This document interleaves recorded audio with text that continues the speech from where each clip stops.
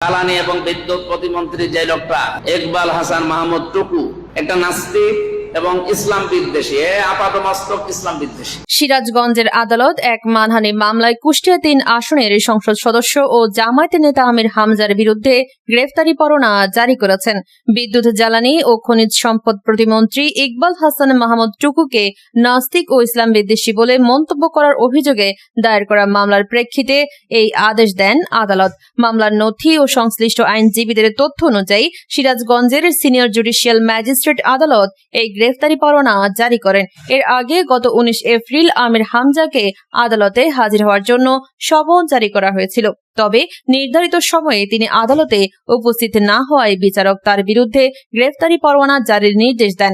ঘটনার সূত্রপাত হয় গত 26 মার্চের একটি বক্তব্যকে কেন্দ্র করে।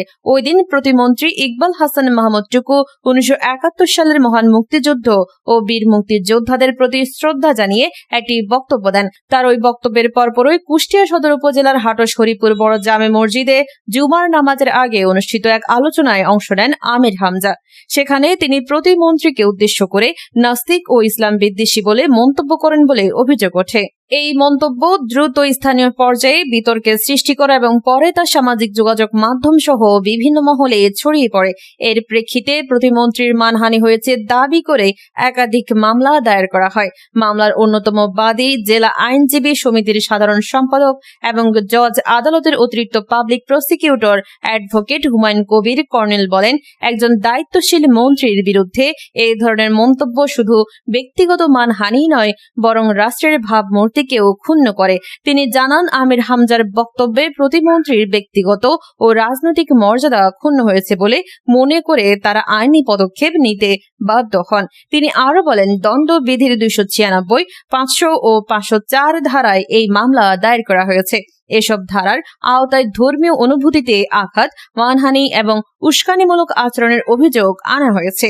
আইন বিশেষজ্ঞরা বলছেন, দণ্ডবিধির 500 ধারা অনুযায়ী মানহানির অপরাধ প্রমাণিত হলে অভিযুক্ত ব্যক্তির বিরুদ্ধে শাস্তির বিধান রয়েছে। একই সঙ্গে 504 ধারা অনুযায়ী ইচ্ছাকৃতভাবে অপমান করে শান্তি ভঙ্গের পরিস্থিতি সৃষ্টি করাও শাস্তিযোগ্য অপরাধ। এদিকে আমির হামজার বিরুদ্ধে শুধু এই মামলায় নয়, সম্প্রতি আরও একটি বিতর্কিত মন্তব্যের কারণে তার বিরুদ্ধে আইনি নোটিশ পাঠানো হয়েছে। গত 13 এপ্রিল কুষ্টিয়া জেলা প্রশাসকের বদলি নিয়ে প্রকাশ্যে মন্তব্য করেন তিনি। ওই মন্তব্যে তিনি অভিযোগ করেন যে জেলা প্রশাসক 20 থেকে 30 কোটি টাকা লেনদেনের মাধ্যমে বদলি হয়ে এসেছেন। এই অভিযোগকে ভিত্তিহীন ও মানহানিকর উল্লেখ করে জেলা প্রশাসনের পক্ষ থেকে তার বিরুদ্ধে লিগ্যাল নোটিশ পাঠানো হয়। সংশ্লিষ্ট সূত্র জানায়, সরকারি কর্মকর্তার বিরুদ্ধে এ ধরনের গুরুতর আর্থিক অনিয়মের অভিযোগ প্রমাণ ছাড়া প্রকাশ্যে তোলা আইনত দণ্ডনীয় হতে পারে। স্থানীয় প্রশাসনের এক কর্মকর্তা নাম প্রকাশ না করার শর্তে বলেন, এ ধরনের অভিযোগ যদি সত্যি হয় তাহলে তা তদন্তের মাধ্যমে প্রমাণ করতে হবে, কিন্তু প্রমাণ ছাড়া প্রকাশ্যে এভাবে বলা হলে তা ব্যক্তি বা প্রশাসনের সুনাম ক্ষুণ্ণ করে। এদিকে রাজনৈতিক মহলেও বিষয়টি নিয়ে আলোচনা চলছে। কেউ কেউ এটিকে মত প্রকাশের স্বাধীনতার বিষয় হিসেবে দেখছেন, আবার অনেকে বলছেন রাজনৈতিক বক্তব্যের ক্ষেত্রে দায়িত্বশীলতা বজায় রাখা জরুরি। বিশ্লেষকদের মতে, রাজনৈতিক নেতাদের বক্তব্য জনমনে প্রভাব ফেলে, তাই তাদের বক্তব্যে সংযম ও তথ্য নির্ভরতা থাকা প্রয়োজন। অন্যথায় তা সামাজিক অস্থিরতা সৃষ্টি করতে পারে এবং আইনি জটিলতাও বাড়াতে পারে। অন্যদিকে আমির হামজার পক্ষ থেকে এখনো আনুষ্ঠানিক কোনো প্রতিক্রিয়া পাওয়া যায়নি। তবে তার ঘনিষ্ঠ সূত্রগুলো দাবি করছে তার বক্তব্যকে ভিন্নভাবে উপস্থাপন করা হয়েছে এবং পুরো প্রসঙ্গ বিবেচনা না করে তার বিরুদ্ধে মামলা করা হয়েছে। এই মামলার পরবর্তী কার্যক্রম নিয়ে সংশ্লিষ্ট আদালত সূত্র জানায়, গ্রেফতারি পরোয়ানা কার্যকর হলে অভিযুক্তকে আদালতে হাজির করা হবে। এরপর মামলা শুনানির পরবর্তী ধাপ নির্ধারণ করা হবে।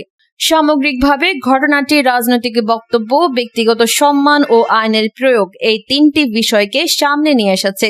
এর ফলে রাজনৈতিক অঙ্গন ও সাধারণ মানুষের মধ্যেও বিষয়টি নিয়ে আলোচনা চলছে।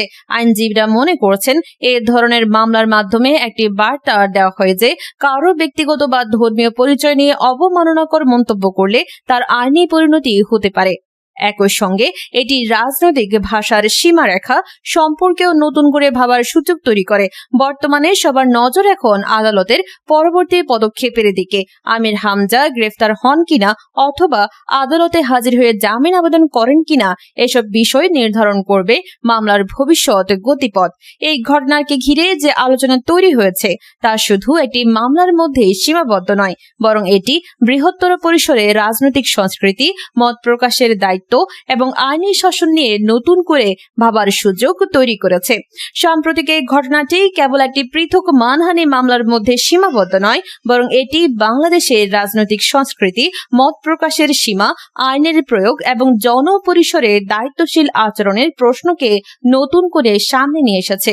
কুষ্টিয়া ৩ আসনের সংসদ সদস্য ও ধর্মভিত্তিক রাজনীতির পরিচিত মুখ আমির হামজা এবং সরকারের গুরুত্বপূর্ণ দায়িত্বে থাকা প্রতিমন্ত্রী ইকবাল হাসান মাহমুদ টুকু, এই দুই ব্যক্তিত্বকে ঘিরে তৈরি হওয়া এই বিতর্ক শেষ পর্যন্ত একটি বড় সামাজিক ও রাজনৈতিক আলোচনায় রূপ নিয়েছে।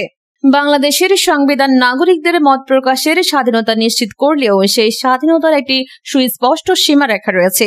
বিশেষ করে যখন কোনো বক্তব্য অন্যের ব্যক্তিগত মর্যাদা, ধর্মীয় অনুভূতি বা সামাজিক অবস্থানকে আঘাত করে, তখন সেটি আইনের আওতায় পড়ে। এই ঘটনায় সেটি প্রতিফলিত হয়েছে। একজন মন্ত্রীর বিরুদ্ধে নাস্তিক ও ইসলাম বিদ্বেষী এ ধরনের অভিযোগ কেবল রাজনৈতিক সমালোচনার পর্যায়ে পড়ে না, বরং এটি ব্যক্তিগত বিশ্বাস ও পরিচয়কে কেন্দ্র করে জনমনে বিভ্রান্তি ও উত্তেজনা সৃষ্টি করতে পারে।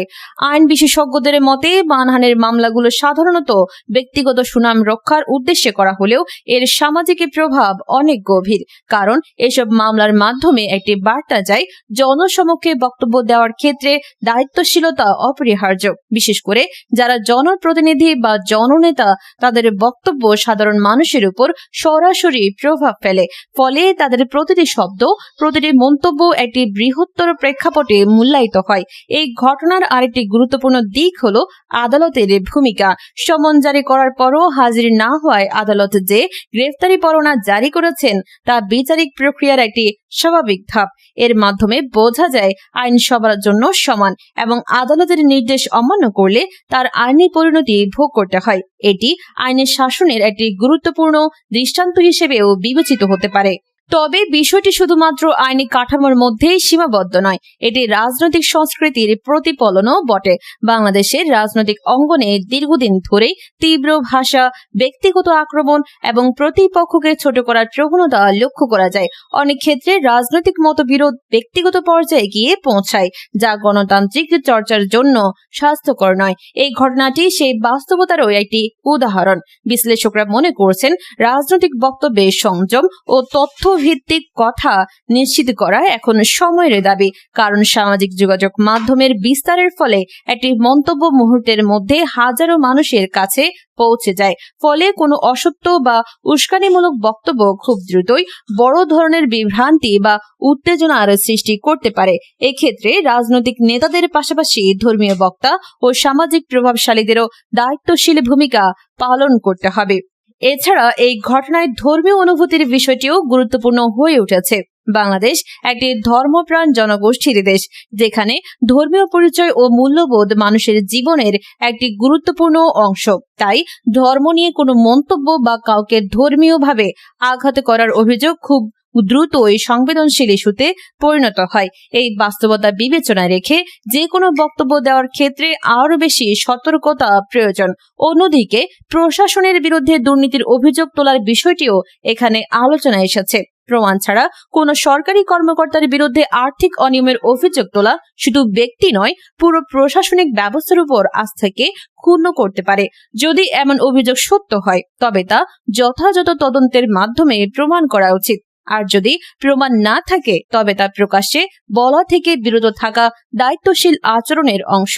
এই প্রেক্ষাপটে গণমাধ্যমের ভূমিকা অত্যন্ত গুরুত্বপূর্ণ। গণমাধ্যম একদিকে যেমন তথ্য প্রচারের মাধ্যম, অন্যদিকে তেমনি এটি জনমত গঠনের একটি শক্তিশালী হাতিয়ার। তাই এ ধরনের সংবেদনশীল ইস্যুতে সংবাদ পরিবেশনের ক্ষেত্রে ভারসাম্য, নিরপেক্ষতা এবং তথ্যের যথার্থতা নিশ্চিত করা জরুরি। অতিরঞ্জন বা পক্ষপাত দুষ্ট উপস্থাপন পরিস্থিতিকে আরো জটিল করে তুলতে পারে। এদিকে সাধারণ মানুষের মধ্যেও এই ঘটনাকে ঘিরে নানা ধরনের প্রতিক্রিয়া দেখা যাচ্ছে। কেউ এটিকে আইনের যথাযথ প্রয়োগ হিসেবে দেখছেন, আবার কেউ এটিকে রাজনৈতিক প্রতিহিংসার অংশ বলেও মনে করছেন। এই ভিন্ন মতই গণতন্ত্রের সৌন্দর্য, তবে সেই মত প্রকাশের ক্ষেত্রেও শালীনতা ও যুক্তির উপস্থিতি থাকা প্রয়োজন।